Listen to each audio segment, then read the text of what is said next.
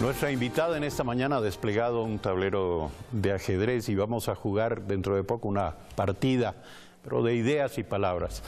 12 veces campeona panamericana y deportista olímpica. Aún no cumple 30 años y ya ostenta la máxima jerarquía a la que se puede aspirar en el ajedrez. Es gran maestra.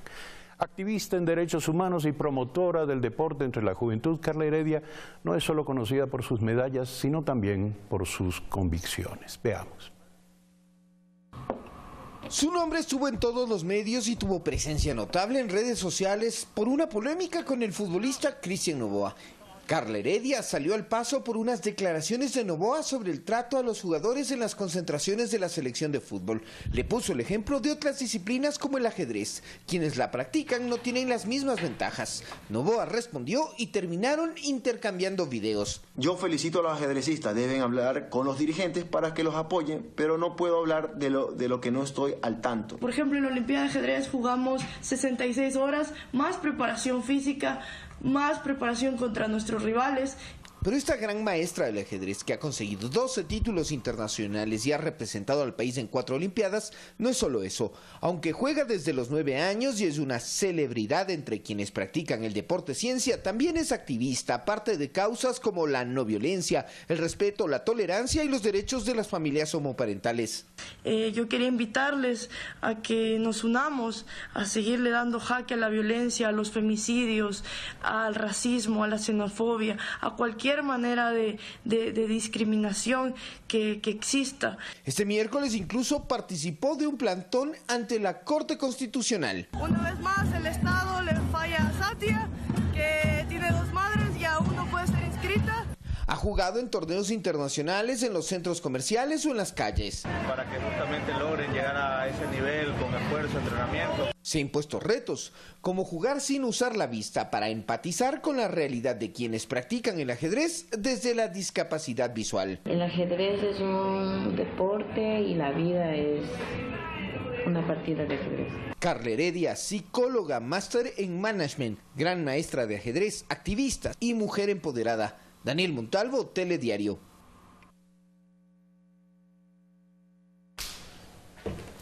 Carla Heredia, bienvenida a Primera Impresión. Usted ha recibido una disculpa de parte de Cristian Noboa. ¿Cuál es su comentario? Pues creo que las redes sociales le hicieron transmitir mi mensaje y pues gracias a Cristian por darse el tiempo de grabar los videos.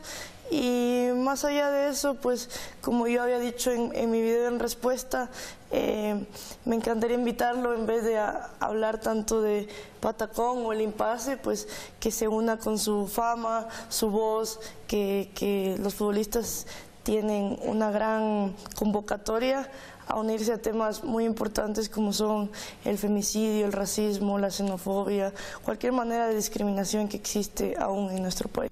Ya vamos a abordar esos temas, pero comencemos por el ajedrez, que es la razón de su notoriedad en primera instancia. ¿Cuándo comenzó a jugar ajedrez? ¿A qué edad? Yo empecé a los 7 años como extracurricular en el colegio alemán. Practicaba ajedrez y gimnasia, eventualmente me dediqué al ajedrez y complementariamente siempre me gustó el fútbol. Soy hincha de Barcelona. Es hincha de Barcelona. Dígame, ¿qué se necesita para dominar este juego, el llamado deporte-ciencia? En el ajedrez se necesita mucha preparación teórica, analizar partidas de grandes maestros, crear patrones de tácticas. Cuando me preparo un torneo estudio de 4 a 5 horas y también tener un estado físico para aguantar estas 6 horas por partida. Nosotros jugamos 6 horas cada día durante 9, 10 días, así que, por ejemplo, en mi caso practico tenis y también me gradué de psicología. La licenciatura la hice en Estados Unidos, así que le pongo también énfasis en la psicología deportiva. Muchos pueden creer que jugar ajedrez no demanda un esfuerzo físico, pero es exactamente al contrario, según usted dice. Es como decir, Messi solo juega con los pies, es así como no se puede separar la mente del cuerpo y creo que el ajedrez es el ejemplo del mente sana, cuerpo sano. y bueno, el ajedrez está reconocido como deporte ante el Comité Olímpico y bueno, al que nos escuche los invito a que practiquen ajedrez y que vean lo demandante que es. A la gente que le suena Karpov, Kasparov, que esos matches por el campeonato del mundo duraban 3, 4 meses, los ajedrecistas pierden peso muchas veces cuando juegan ajedrez por lo demandante que es trabajar con el cerebro. Usted llamó la atención acerca del descuido de los apoyos, los estímulos a los deportistas, el descuido sobre el ajedrez. ¿Cuál es la situación del ajedrez en el Ecuador? Bueno, creo que mi comentario era súper específico sobre los patacones, que yo pensaba que era algo que sonaba más a un capricho que a una necesidad. Por supuesto, esa es mi opinión y no quiere decir que sea ni ley ni orden, sino siempre es una opinión que yo creo que nos hace bien como país aprender a opinar, a criticar y también a debatir. Es un ejercicio que los seres humanos debemos hacerlo con respeto. En cuanto al ajedrez, en este momento, yo siendo la número 2 del país, no tengo apoyo hace alrededor de 2 años. Y me parece que solo hay un ajedrecista en el plan de alto rendimiento. Ojalá que más ajedrecistas podamos entrar a ese plan. Este año son las Olimpiadas de Ajedrez, que son cada 2 años. Y pues, pero el ajedrecista, como muchos deportistas ecuatorianos, no deja su entrenamiento ni su ilusión de competir por el país a pesar de los obstáculos. Pero a usted le ha tocado competir internacionalmente. ¿Qué ha tenido que hacer para llegar a eso?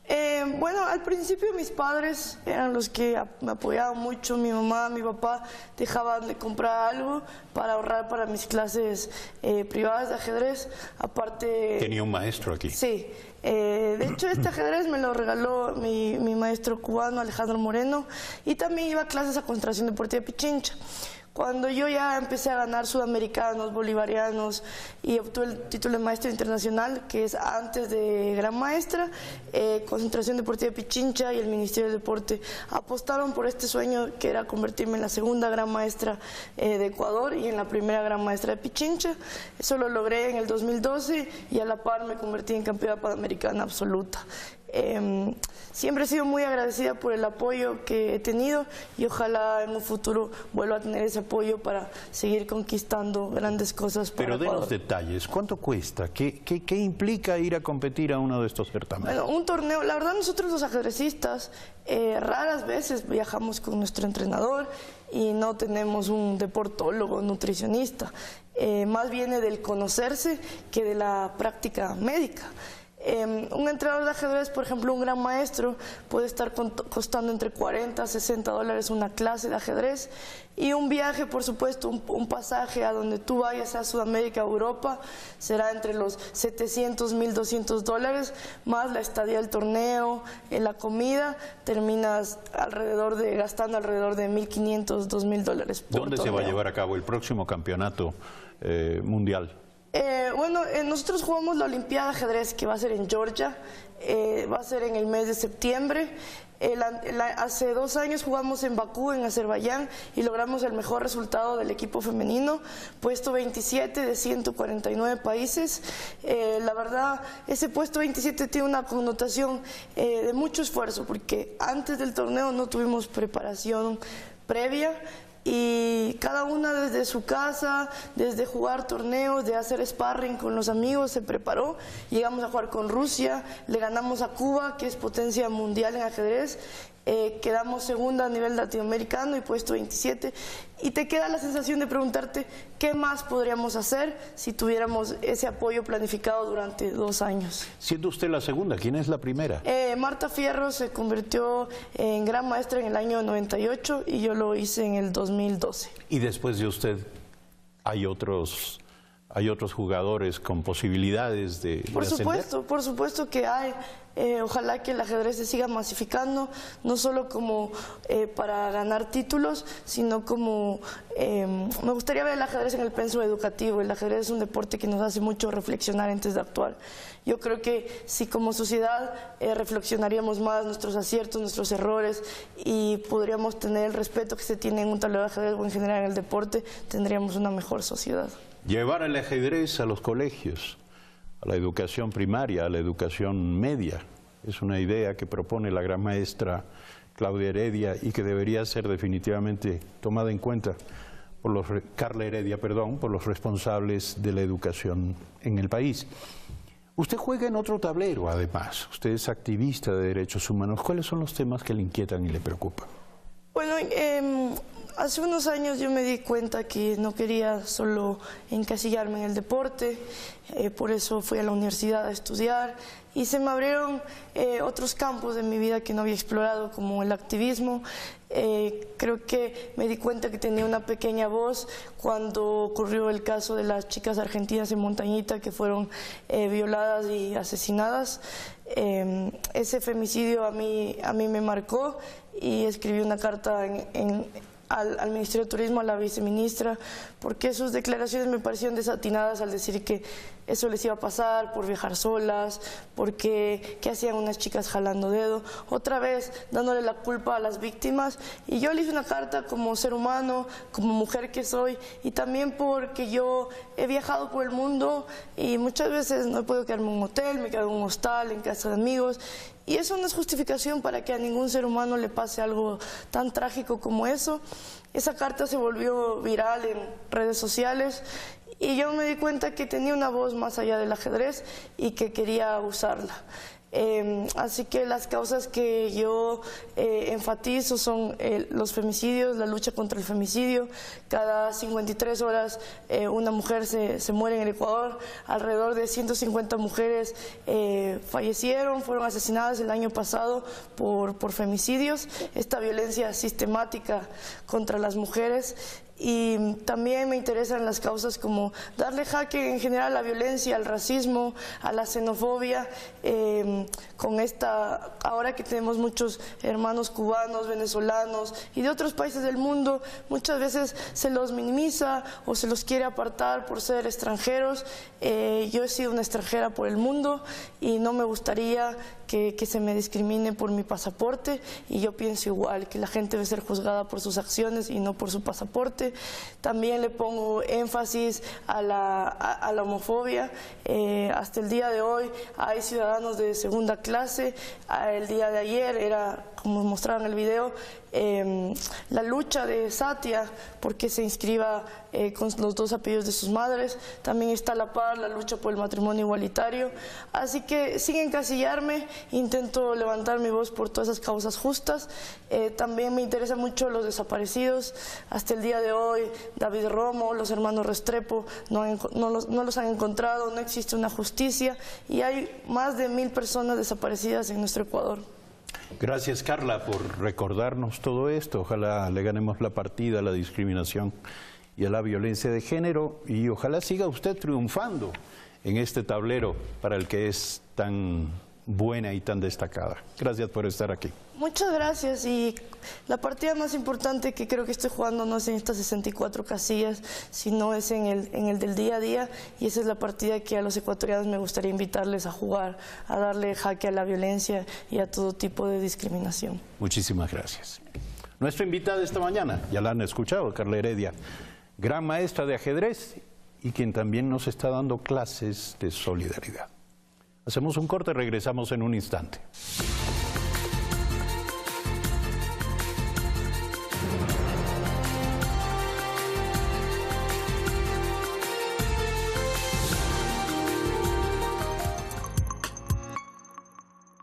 En el próximo programa de Autores en Vivo. Por traicionera, tarjeta roja, te sacó mi corazón. Por maestra. Autores en Vivo. Hoy, 22:30. Tarjeta. Conoce a personas que asumen su destino. Hoy me van a realizar ecografía y rayos X de tórax. Afrontando desafíos de vida. Se preparan para un futuro donde ya se ven en los Juegos Olímpicos. Con realidades y recuerdos. Debido al impacto que recibió de las paredes derrumbadas sobre su cuerpo, Yajaira, de 22 años, perdió una de sus piernas. Somos Memoria. Sábados 13 horas.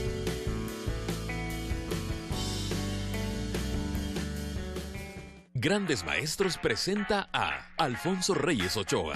La paz y la democracia pueden dar sus frutos, donde todos la respetan y aman. Ecuador, nuevo rumbo. El primer mandatario, Lenín Moreno, responde sobre los temas clave para el país: desarrollo social, política, economía. Un diálogo frente a la prensa, a través de las señales simultáneas de Ecuador TV, Ecuavisa, Gama Visión, TC Televisión y Tele Amazonas. Este domingo 21 de enero, 21 horas. Ecuador, nuevo rumbo. No te olvides, este sábado, un nuevo capítulo de La Ruta de Enrique. Acompaña a Enrique Márquez en sus nuevos capítulos y sus nuevas rutas. No te olvides, este sábado, la ruta de Mejía y de Carchi, por La Ruta de Enrique. Este sábado, 17 horas.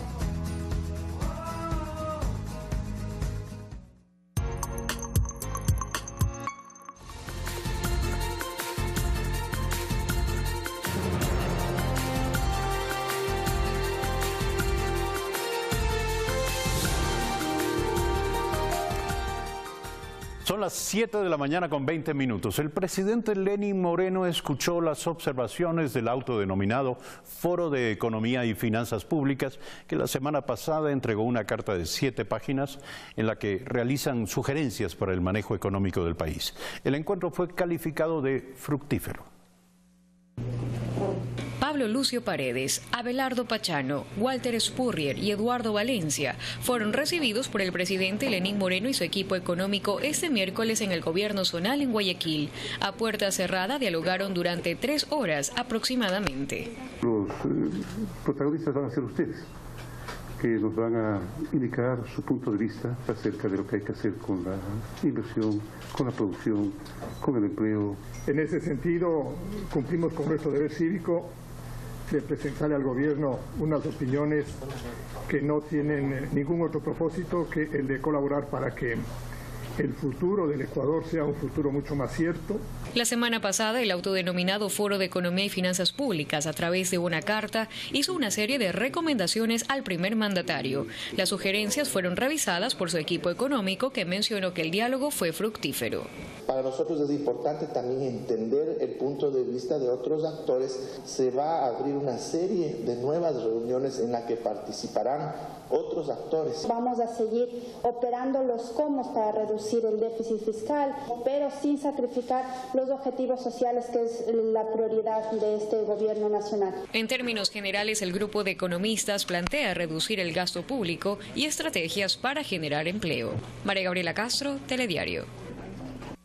20 ex ministros de Finanzas y ex gerentes del Banco Central, como hemos visto, un ex vicepresidente de la República, catedráticos universitarios, analistas e investigadores constituyeron el lunes 8 de enero de 2018 el Foro de Economía y Finanzas Públicas. Ayer, como hemos visto, 4 voceros de este grupo se reunieron con el presidente Lenín Moreno. El Foro de Economía y Finanzas Públicas propone recuperar los equilibrios macroeconómicos, favorecer la inversión, mejorar la productividad empresarial y restablecer su competitividad, reconstruir el sistema provisional y de pensiones jubilares, así como evitar la ruptura de la dolarización. Y lo hacen a través de 11 propuestas que se resumen en la disminución del gasto público, la reducción de impuestos y tasas, la restitución de los fondos de ahorro fiscal orientados al pago de las deudas internas y externas, en paralelo con la renegociación de estas últimas, el término del control estatal gubernamental sobre los fondos previsionales, la reforma al sistema laboral y la revisión de los programas de inversión social. Para comentar sobre este tema está con nosotros Pablo Dávalos, economista, catedrático y miembro de la veeduría convocada por la Contraloría para auditar la deuda pública interna y externa del país en el último quinquenio. ¿Qué opina de las propuestas que ha realizado el presidente Lenín Moreno este llamado Foro de Economía y Finanzas Públicas? Buenos días. Buenos días, un saludo a todas las personas que comparten el espacio con nosotros. Pienso que el país necesita conocer otros pronunciamientos, otras formas de ver y otras formas de comprender la economía. El Foro de Economía y Finanzas Públicas está conformado por economistas que tuvieron ya la oportunidad de ejercer desde la autoridad económica una política que resultó nefasta para el país. Es una política que el Ecuador la califica como una política perdida básicamente para el desarrollo, para el empleo, para el bienestar. La mayoría de economistas que firman ese manifiesto, nosotros en la academia los conocemos con el nombre de neoliberales, ese es el nombre, o neoclásicos. En virtud de eso, un grupo de académicos, un grupo de profesores de distintas universidades del país, hemos compartido nuestro criterio y estamos conformando un segundo foro, un foro de economistas que no seamos neoclásicos, neoliberales, un foro que podría ser denominado como economistas heterodoxos, alternativos, donde estamos trabajando propuestas para la reactivación económica. Pienso que más allá de los equilibrios hay algo fundamental que es la política social. Creemos que la economía debe servir de base para el bienestar de la población. No creemos que la economía debe ser un objetivo en sí mismo, sino apenas un instrumento que permita a los hogares ecuatorianos vivir en las mejores condiciones posibles. Consideramos que el gasto público, por ejemplo, puede servir para eso, puede servir para dar mejores condiciones en salud, en educación, en política social, en reactivación, y disminuir el gasto público sin considerar la política social, además propone una recesión económica. Son políticas que el país ya las vivió en los años 80, las vivió en los años 90, y regresar a esas políticas cuando sabemos que no dieron resultado, cuando sabemos que provocaron mucha recesión, mucho desempleo, no nos parece oportuno en esta coyuntura. Por eso, este grupo de economistas que estamos trabajando y hemos realizado ya una propuesta, vamos a presentar la próxima semana al país un plan B que consiste en una política de reactivación, un plan B que consiste en una política de redistribución del ingreso y alejada de esos preceptos neoliberales de este foro, ¿no?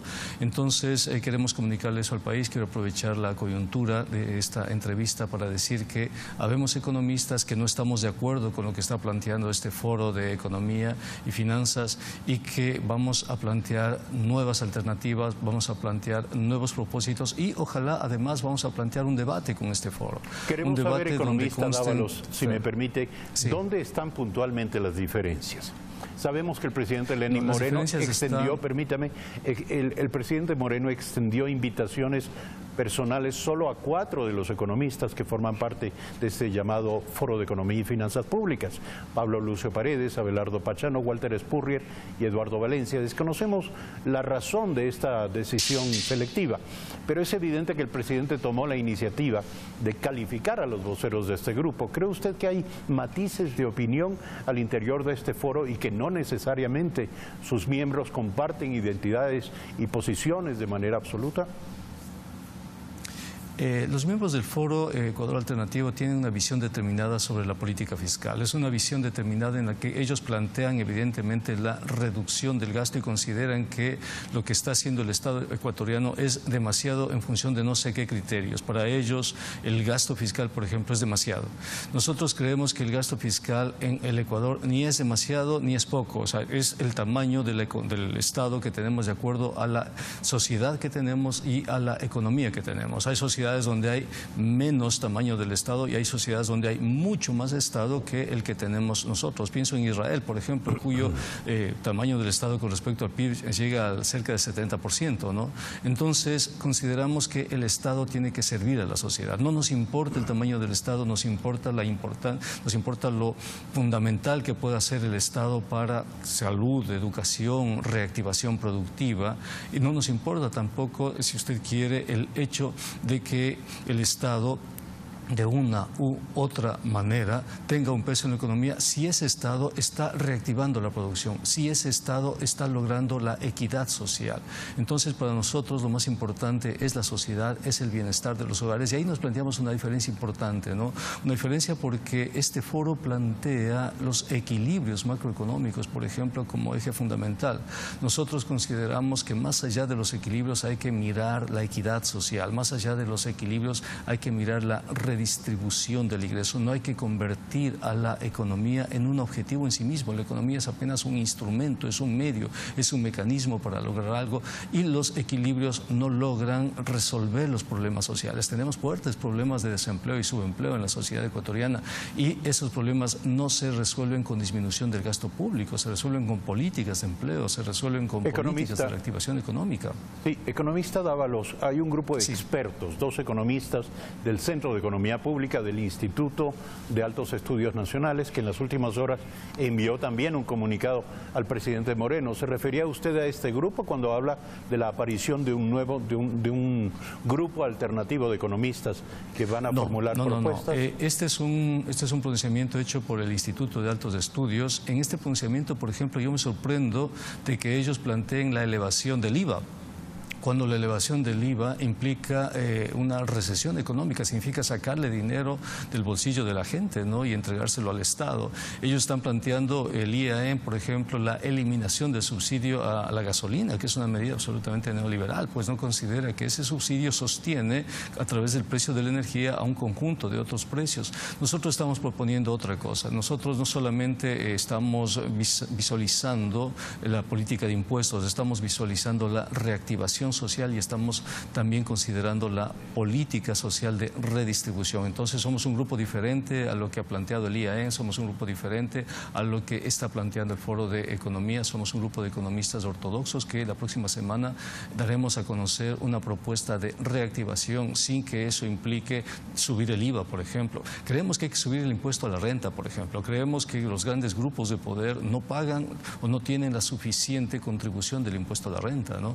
Hay grupos económicos cuya contribución del impuesto a la renta es mínima. Entonces consideramos que ahí sí es necesario una atención en política fiscal.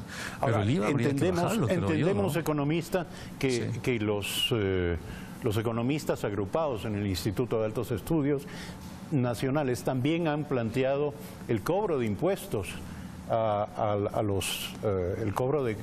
los cobros pendientes en el impuesto a los grupos económicos.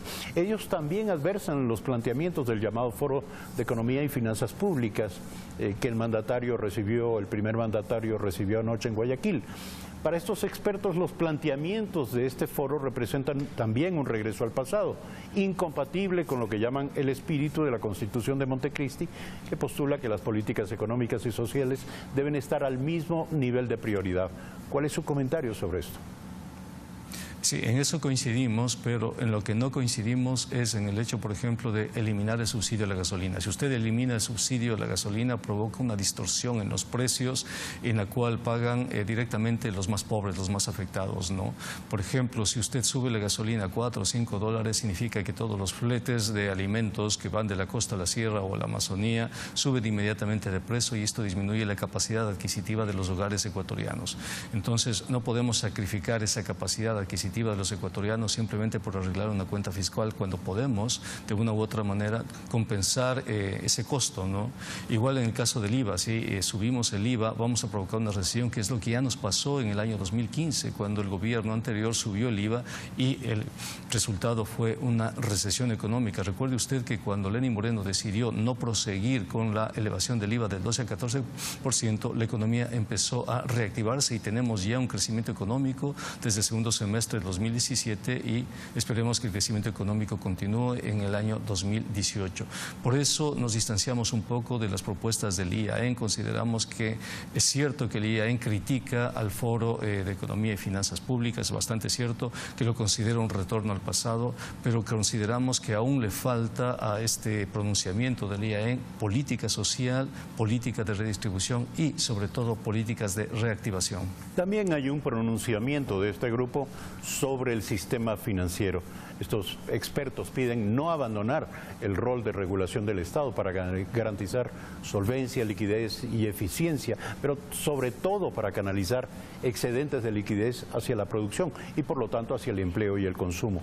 ¿Cree usted que peligra ese rol de regulación del Estado?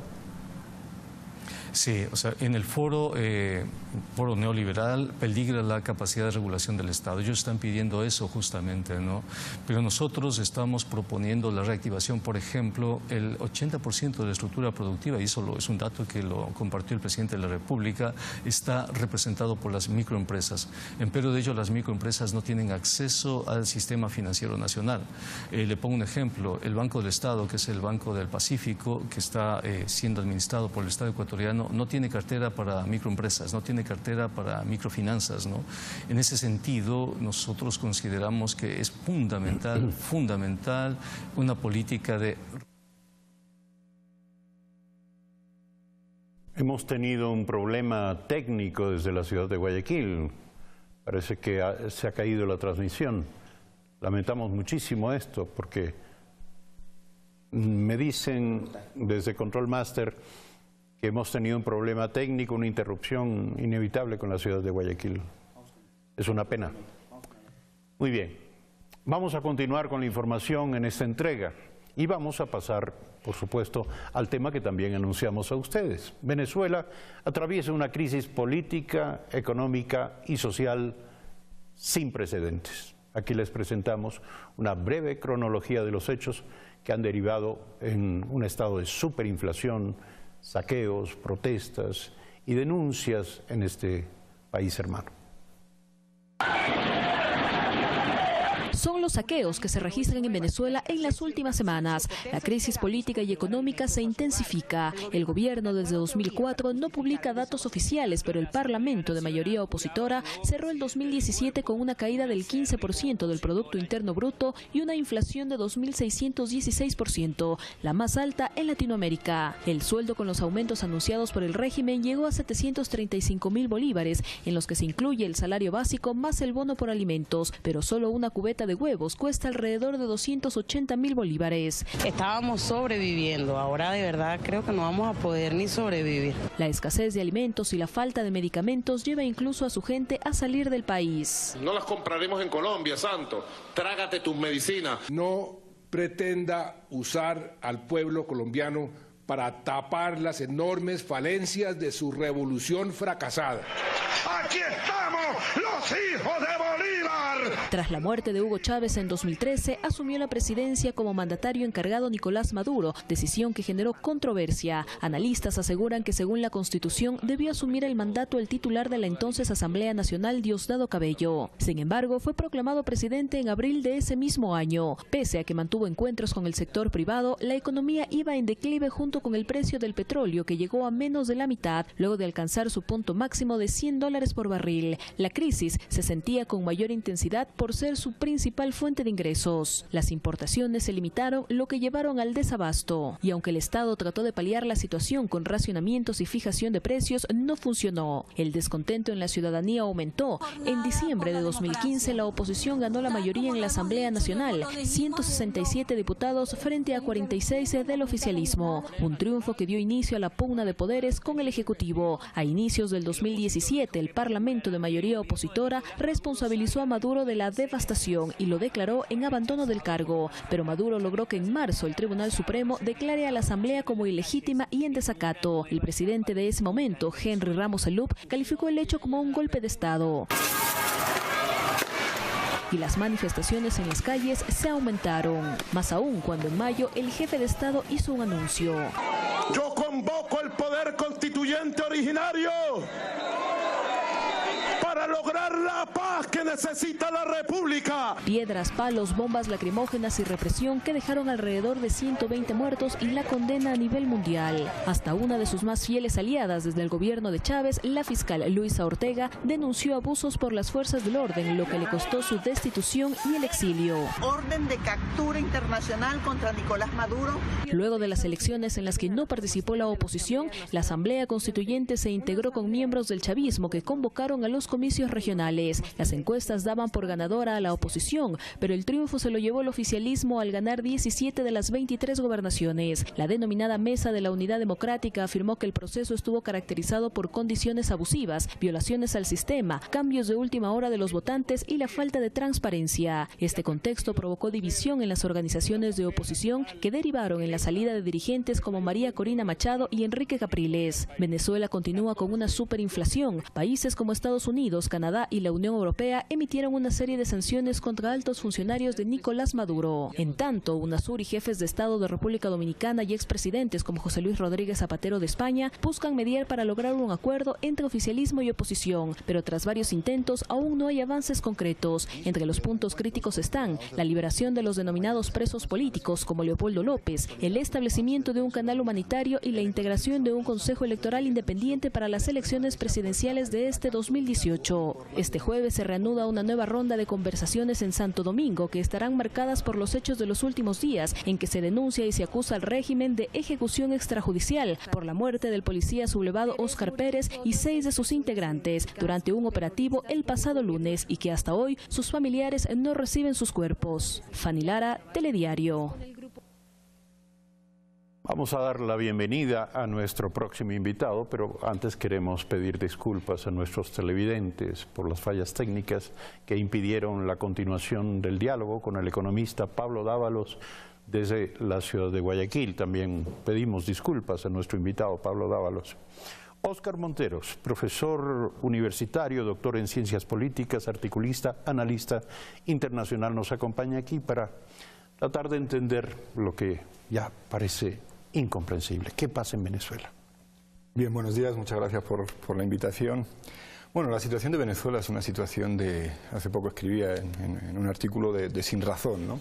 Es una situación donde los valores democráticos han desaparecido, donde existe, yo considero prácticamente ya un Estado fallido, donde la sociedad pasa hambre, donde la hiperinflación hace que cada día buscar un litro de leche sea prácticamente un milagro, y donde tenemos un gobierno instaurado en una especie de dictadura que no permite ni siquiera que haya alternativas políticas y que permita de alguna forma realizar algún cambio dentro de lo que sería un proceso democrático normal, ¿no? Pero el gobierno sigue ganando elecciones. ¿Cómo se explica? El gobierno sigue ganando elecciones, perdió elecciones y cuando las perdió no las reconoció. Tenemos la primera asamblea que se estableció, y como veíamos en el documental que acertadamente pasaban, donde la oposición tuvo más del 70% de los escaños y donde consiguió prácticamente una mayoría absoluta, y lo que hizo el gobierno de Maduro fue desoír o desconocer esta asamblea y generar una asamblea paralela con un control prácticamente total de esta nueva asamblea que a todas luces es ilegal. Claro, hay que ver también qué está pasando en la oposición, porque aquí no hay buenos y malos simplemente. Cuando hay un sistema y cuando vemos una situación como la de Venezuela, no podemos identificar aquí los malos son los que están al lado de Maduro y los buenos son simplemente la oposición. No, la oposición ha cometido grandes errores, la oposición hoy se ve que está dividida. La oposición hoy en sus encuestas tiene serios problemas para avanzar y tener el apoyo que realmente tuvo hace un par de años y que hacía vislumbrar a la sociedad venezolana el final del túnel donde podía verse una luz que sirviera para dar una salida válida. Y hoy esta situación de división, de ruptura, de errores cometidos por la Mesa de Unidad Democrática, que además hay que decir que está conformada por muchos partidos políticos de diferentes ideologías, y esto hace complicado también ese entendimiento dentro de este grupo tan diverso, ¿no? Lo que sí hay que decir es que hoy esa población venezolana no tiene esperanzas en un cambio desde la oposición y simplemente empiezan a aceptar una situación de un régimen prácticamente dictatorial, donde seguramente la cartilla de racionamiento será su mejor elemento para subsistir en el día a día, y donde la única esperanza pasa por una revuelta militar, algunos de los sectores que pueden estar un poquito más alejados del gobierno de Maduro, pero que por el momento es algo bastante complejo. Pero es incomprensible que la situación comience a ser una especie de digamos, se caracterice por una suerte de inercia hacia un camino de deterioro y de decadencia que no se detiene. Mientras esto acontece y mientras no se vislumbra una alternativa, tampoco desde, como usted dice, desde el liderazgo de los sectores de oposición frente al gobierno de Maduro, hay 2000 y más % de inflación. ¿Cuál va a ser el punto de quiebre? Bueno, fíjese, estamos hablando de un 2000% y más, algunos especialistas en hiperinflación hablan de un 4000% casi, estamos hablando del segundo país más violento del mundo, estamos hablando de que en las zonas rurales de Venezuela no existen los alimentos básicos.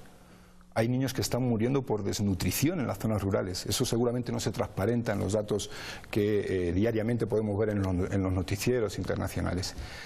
Claro, usted me pregunta, ¿cuál es el punto de quiebre?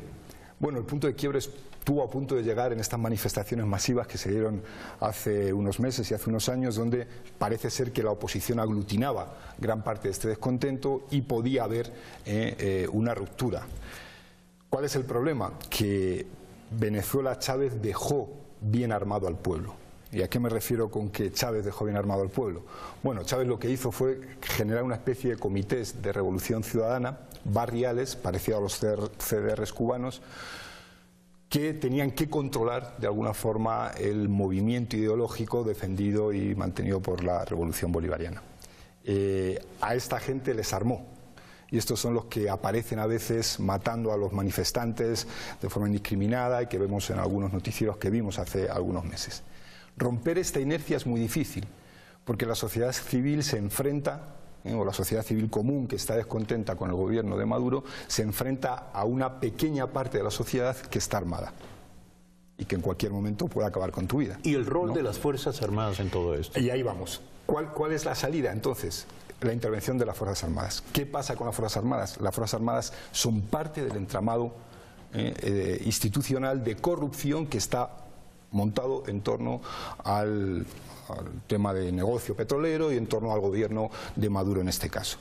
Los últimos estudios que hemos hecho y que manejamos hablan de que hay incluso 5 facciones diferentes dentro de las propias Fuerzas Armadas y que de esas 5 hay 4 prácticamente controladas en su totalidad entre Diosdado Cabello, que es un eje importante del gobierno de Maduro, un ex militar que tiene un control importante sobre 2 de estas 5 facciones, y hay otras 2 que están muy cercanas a Maduro porque además reciben importantes beneficios de todo este entramado corrupto que existe en el gobierno venezolano.